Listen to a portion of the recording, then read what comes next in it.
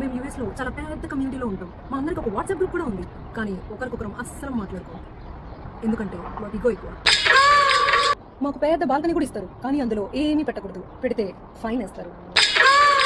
మా వంట మేమే చేసుకోవాలి. అలాగే మా దుమ్ము మేమే దులుపుకోవాలి. పని మనుషులు అంటూ ఎవరు ఉండరు. ఎందుకంటే ఒకవేళ పని మనిషి దొరికినా ఆస్తులు రాసివ్వాలి. దేవుడికి మీరు పూజ చేసుకోవచ్చు. కానీ పొగ రాకూడదు. ఫైర్ అలారమ్స్ మోగుతాయి. దాంతో నువ్వు ఫసక్. పిల్లల్ని కనొచ్చు. కానీ వాళ్ళని కొట్టకూడదు, తిట్టకూడదు. ఒకవేళ ఆ పని చేస్తే మన పక్కింటి వదిన 911కి కాల్ చేసి కేసు బుక్ చేస్తుంది. పెద్ద పెద్ద ప్లే గ్రౌండ్స్ ఉంటాయి. వింటర్ చలికి నువ్వు పోలేవు. సమ్మర్ ఎండకు నువ్వు ఆడి మసైపోతావు.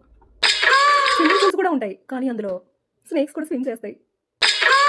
మంచి మంచి స్కూల్స్ కూడా ఉంటాయి. కానీ వీళ్ళు అందులో చదువుకోవడం కన్నా you are not my friend, you are me to me, you are not kind to me అని ఎక్కువ చెప్తుంటారు. ఈవిడ ఎవరో తెలుసా? నా అంతరాత్మ.